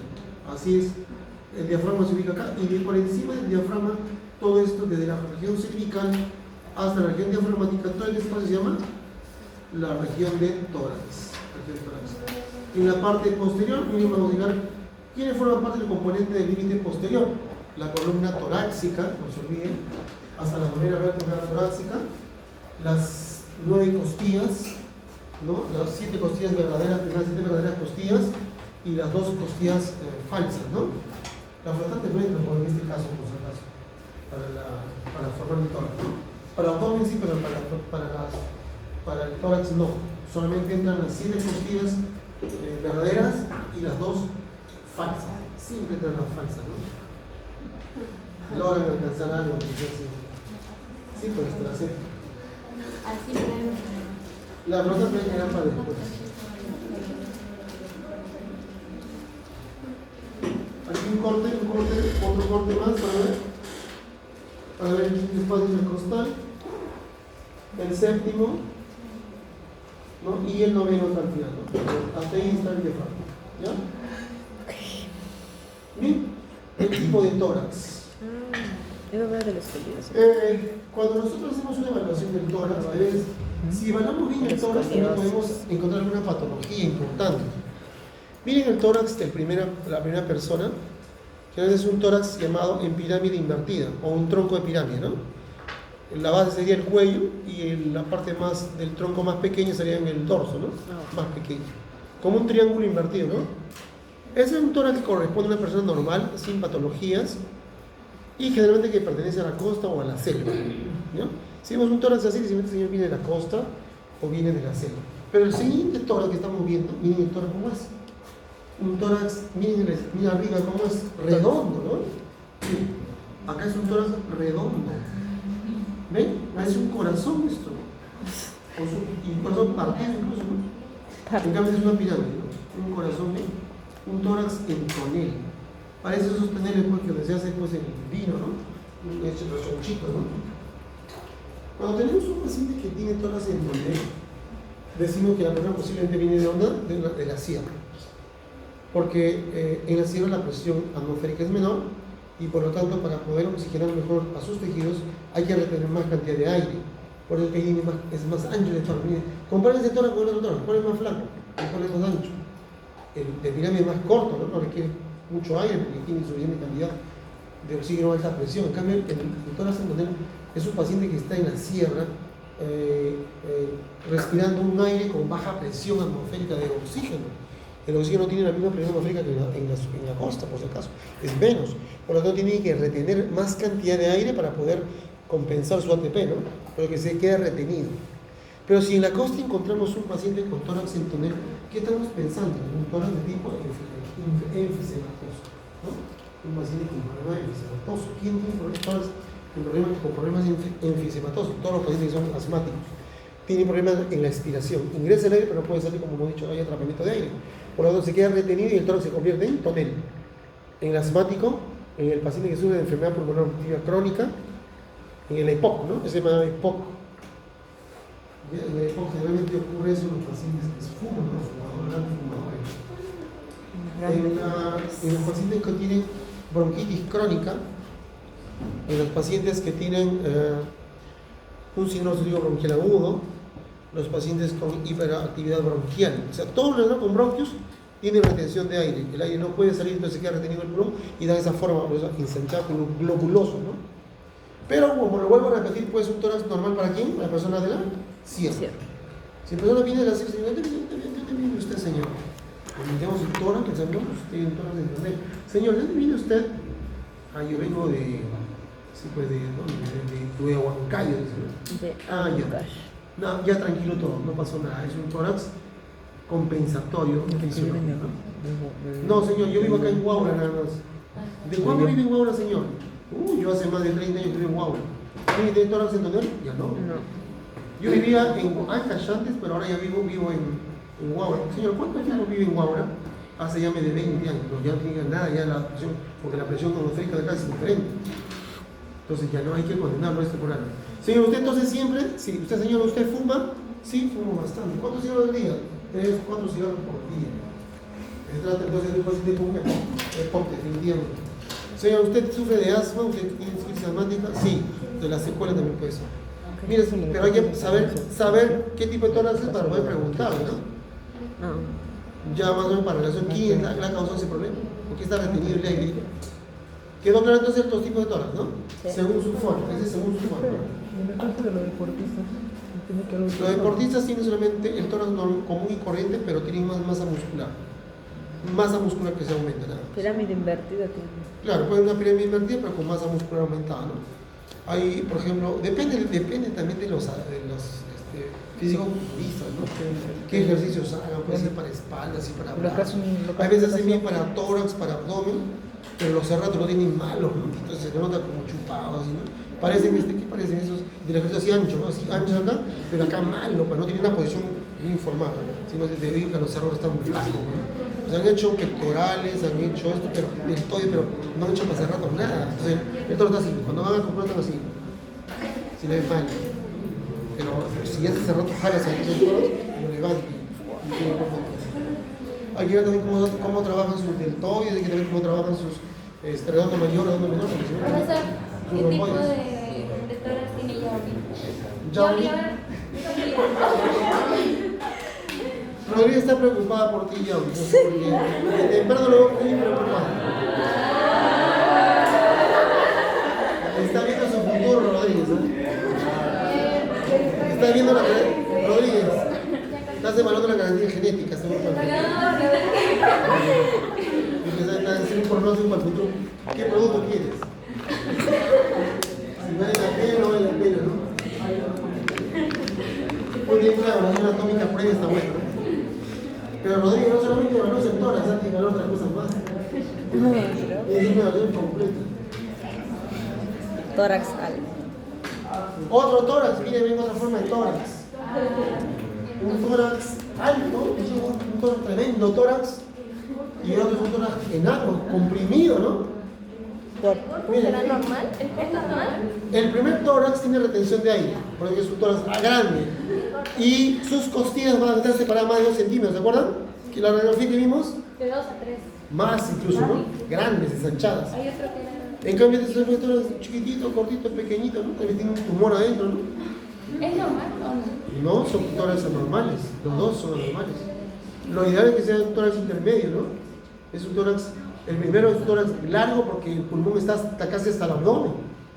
Empujó el diafragma hacia abajo y se ha hecho grande porque tiene retención de aire. Entonces se trata de un tórax enfisematoso en todo caso, igual con los mismos problemas de retención de aire. ¿Sabe cuáles son los? A ver, si le pregunta, diga usted 3 enfermedades o 4 enfermedades que provocan tórax enfisematoso, tórax alto o tórax entonces, ¿cuál sería? EPOC, muy bien. Bronquitis crónica, asma, muy bien. Uno más. Síndrome obstructivo bronquial agudo, SOBA. Síndrome obstructivo bronquial agudo. ¿No? Uno más, hiperactividad bronquial. ¿Ya? Listo. Toda esa patología nos indica que hay un problema de ese tipo, ¿no? Bien, entonces hemos visto 2 tipos de tórax, también siempre lo vemos en la consulta.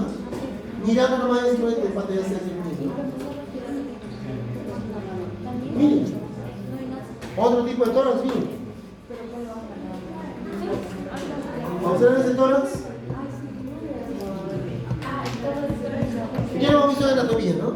Sí, una del pecho de paloma y el otro de tío. Así es. Miren, tórax en quilla, donde tenemos que hay algo de adentro del tórax que está empujando hacia afuera. Puede ser un tumor del timo. Silencio, lo estoy conversando. Puede ser un tumor del timo, puede ser un corazón grande. Debe tener bastante afecto en el tórax sentido. Tiene corazón grande. ¿No? O puede ser un cáncer pulmonar, ¿no? Un tumor en el pulmón, un tumor bronquial. Y el otro paciente, tórax excavado, tiene posiblemente agenesia ¿de qué? Del esternón, no tiene esternón, no sé si tiene esternón. Y las costillas son hundidas de dentro para cerrar solamente los cartílagos ciegos. Silencio, Rodríguez, no converse mucho. ¿Qué más? Parece cotorra. Te has hecho una cotorra hoy día y preocupada por algo.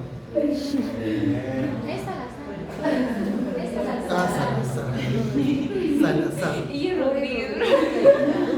Rodríguez no, Salazar no. Es que tengo un amigo que es médico de otorrino que se llama Rodríguez Salazar. Estoy asociando a los cuatro. Me confundo a Rodríguez con Salazar porque es un idéntico. Ya. Bien, entonces estamos viendo ahí entonces un tórax excavado, hay que hacer la cirugía porque ese tórax es peligroso, ¿no? Puede tener problemas más adelante. ¿Ya? Problemas respiratorios. Hay que ver por qué hay algunos cánceres pulmonares que producen una retracción del diafragma conjuntamente con toda la cara del tórax, ¿ya? Hay que tener cuidado. Los tumores fibrosos pulmonares. Miren que es un tórax en quiebra. ¿No? Imagínense un tórax.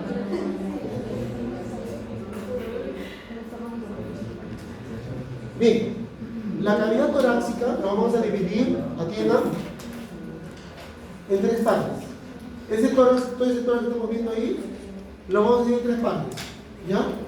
Miren, en esta fosa, donde se van a ubicar los pulmones, acá en esta fosa donde se van a ubicar los pulmones, lo vamos a ver cavidad pulmonar. Tenemos dos cavidades pulmonares, tenemos dos fosas. Y la parte intermedia, donde está la columna, y una parte de acá, donde están ambos lados, vamos a ver mediastino. ¿Ya? El mediastino. Entonces, ¿qué es el mediastino si lo preguntan en el examen? Es el espacio que está entre los dos pulmones. Nada más. No me pongo otra cosa más. Y no copio internet tampoco. Porque hasta ni siquiera lo cambio, ¿no? Ni lo parafraseo, no hay que pasar. Con igualito. Lo malo que cuando yo puse igualito como está, ¿cómo se llama? El Turnitin lo captura y me enseña todas las revistas donde se captura y la revista, ¿no? Como está igualito, una copia fiel. Igualito como está, me sacan todas las páginas rápidas en el examen. Y tengo que bajarle puntos, pues, hasta un punto lo tengo que poner. Está bien la respuesta, pero le pongo un punto nada más porque es plagio. Ahora, aquí hay un problema.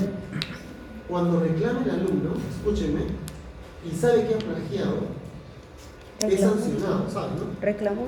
Es sancionado. No, es sancionado. Hay un artículo, No, reclamó el alumno. Sí, hay un artículo que sanciona al alumno y lo saca de la escuela, por si acaso. Entonces, chicos, cuando reclamen que ya han hecho un plan, no lo hagan porque yo presenté el documento con todo lo que estoy pasando a la respuesta internada. Lo envío a la dirección de la escuela y ahí vienen los problemas de ustedes, ¿saben? Tengan cuidado, ¿ya? Yo sé lo que estoy haciendo es bajarle puntos, ¿no? Y si encima me reclamo, me le bajo puntos, y hace su reclamo, bueno, yo le daré la copia. Acá lo tengo en el servicio, en el sistema, y lo cargo así, lo mando con todo el expediente. Y de ahí viene ya la sanción administrativa de la de 10 grados la sanción, porque se sacan de la escuela. Entonces, tengan cuidado. O sea, si van a reclamar, reclamen con altura, o en todo caso, sepan reclamar. Mejor no Y reclamar. si trajean, ni siquiera reclamen por su de 20 más. Bueno, le voy a preguntar, ¿en qué parte de su diapositiva está eso? Dígame, ¿no está en qué parte de su bueno, pues en ninguna, ya no saben ustedes entonces, ahí viene. No tiene fuente, ¿no? Tengan cuidado. ¿O en qué libro que les he dado yo a ustedes en su sílabus aparece ese concepto que está hablando? No está, porque lo han sacado de internet, pues, ¿no? O sea, hay que tener cuidado, chicos, ¿no? Ya, el mediastino vamos a hacer, entonces ahora nos vamos a dedicar ya no a la cavidad pulmonar, sino vamos a hablar de la parte que está entre los dos pulmones, ¿cómo se llama? Mediastino. Mediastino, ¿todavía hace qué cosas? Es el espacio que se encuentra ubicado entre los dos pulmones, ¿ya? Es importante hablar del mediastino, por si acaso, ¿no? Miren, el mediastino.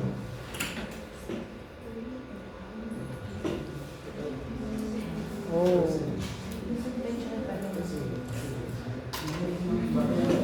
Miren, ven, eso es un tórax que le hemos cortado de perfil, un corte sagital, para que vean todos los mediastinos. ¿Saben cómo se hace la clasificación del mediastino, chicos, para que sea más rápido? Acuérdense bien, el corazón tiene una membrana que se mueve que se llama pericardio. Miren, así hacemos la clasificación más rápida. ¿Ya? Miren, tenemos el diafragma acá abajo, hasta acá es el tórax, esto es el tórax, para que vean. ¿Está bien? Muy bien. ¿Qué hago primero? Primerito lo que voy a dibujar es el pericardio del corazón. Este es el pericardio del corazón. Escuchen, ¿ah? Vamos a hacer rápido. Encierro acá el pericardio del corazón y lo que está dentro de celeste, donde está el corazón mismo, envuelto por el pericardio, se llama mediastino medio. ¿Está bien? Esto que es cerrado acá se llama mediastino medio. Partimos de ahí. Pues yo le pregunto, ¿qué cosa se encuentra en el mediastino medio? Está el corazón y los grandes vasos, la arteria coronaria. Ahí está todo lo que quería solamente ese paso, ¿no? ¿Quedó claro? Ese es el mediastino medio.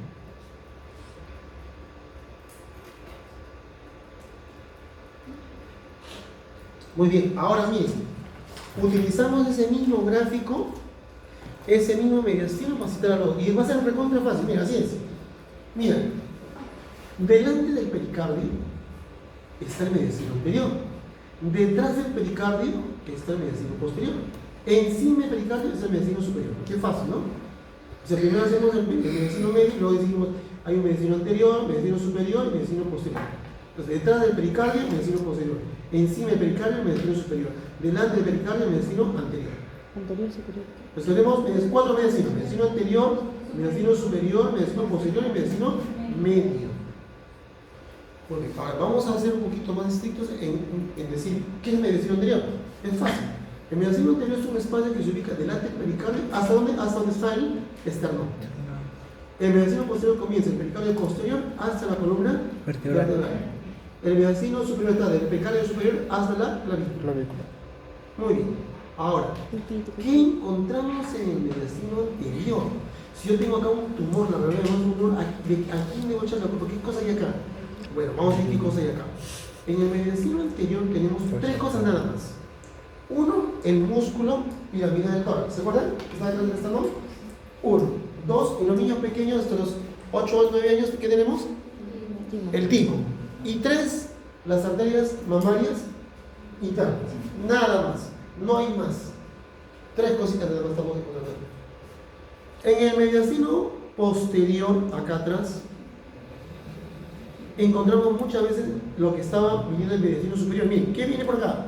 Miren, pegadito así viene, pegadito por acá, está viendo la arteria aorta, la aorta torácica, pegadito por acá. La arteria, la vena acigos mayor y acigos menor. ¿Está bien? Acigos mayor y acigos menor. ¿Qué más? ¿Qué más pasa por aquí? El esófago, ¿no? ¿Qué más llega acá al mediastino posterior? Está llegando la tráquea y los bronquios. Ahí no más llega, ¿no? Tráquea y bronquios. En el mediastino superior, lo mismo.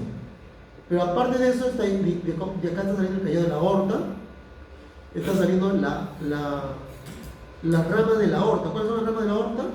La arteria carótida común, la arteria subclavia, la arteria primitiva común, ¿no? Tres troncos, los tres troncos, ¿no? El tronco primitivo, del lado derecho, que se va a dividir en la arteria y vena izquierda, ¿no? Derecha, ¿ya? Entonces eso va en la parte superior. O sea, aparte de lo que hemos citado, acá bronquio, tráquea, arriba, o sea, acá arriba tráquea, esófago, arteria acigos, Mayor y menor. la vena acigos, ¿qué más encontramos aquí? Arteria aorta. La arteria, el callado de la aorta, que viene acá encima. ¿Qué más? La rama de la carótida.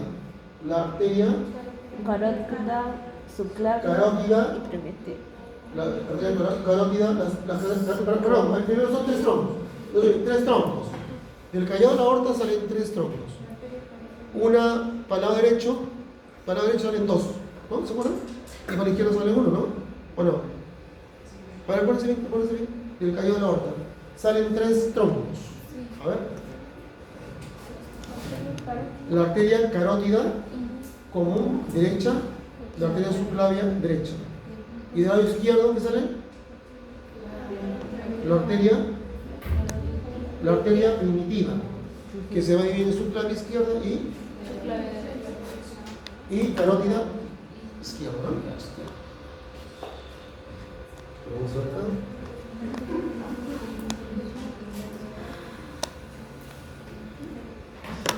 Un ratito. Para mencionar esas tres partes. Esta gráfica. Aquí adelante aparece la arteria del lado, miren, tres troncos. Es decir, una vista viene de atrás hacia adelante, ¿ya?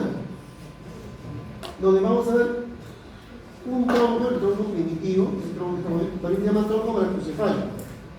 ¿Ya? Tronco brachiocefálico. A ver, por favor, todos atentos aquí. Este es el tronco brachiocefálico. Este tronco brachiocefálico del lado derecho nos va a dar dos arterias. La arteria carótida primitiva derecha, esta que estamos viendo acá, de aquí está hablando, y la arteria subclavia del lado derecho. En cambio aquí, miren, en el lado izquierdo sale directa la arteria carótida primitiva del lado izquierdo, primitiva izquierda es esta, y es de la arteria subclavia izquierda, sola. O sea, a ver, en el lado izquierdo no hay división, es directo. En el lado derecho hay división. Esta es una vista posterior. En la vista anterior hemos visto de atrás en adelante, no estamos viendo de adelante hacia atrás. ¿Ya? Para no equivocarnos. Así es la posición correcta.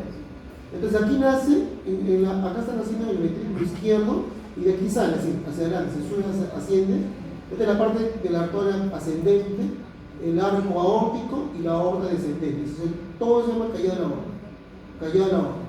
Entonces, lo primero que vamos a encontrar es esta arteria, la arteria o tronco, también llamado cefalobraquial, ¿no?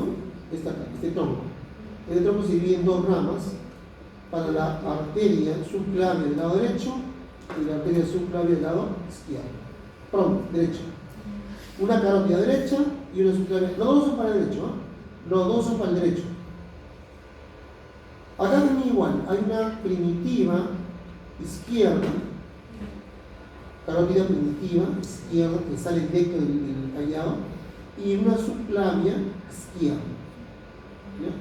Estas dos son para el lado izquierdo. Y este tronco, primero es un tronco, pero luego igual se divide en dos como este, ¿no? Igualito.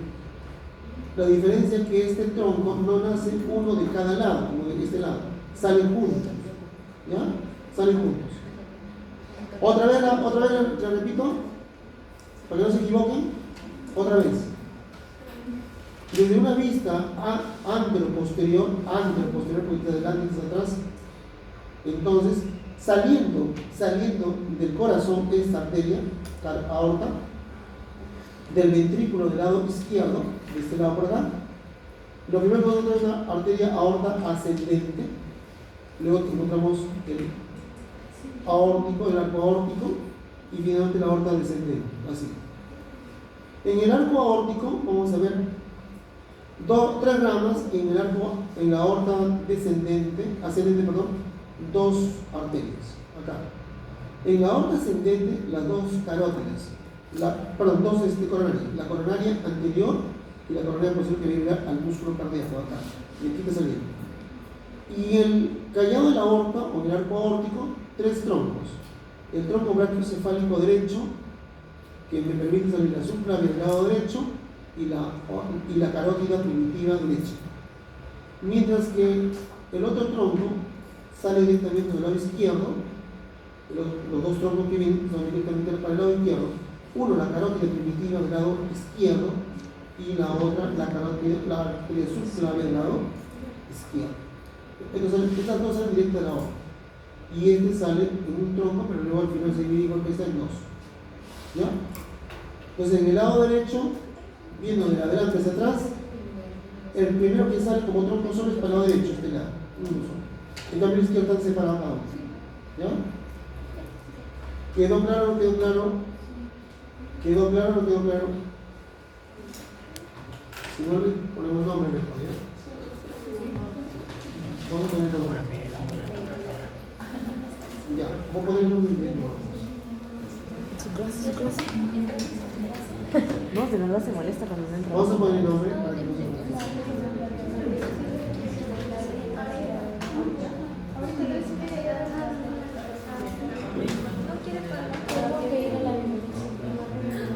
Está cerrado la biblioteca.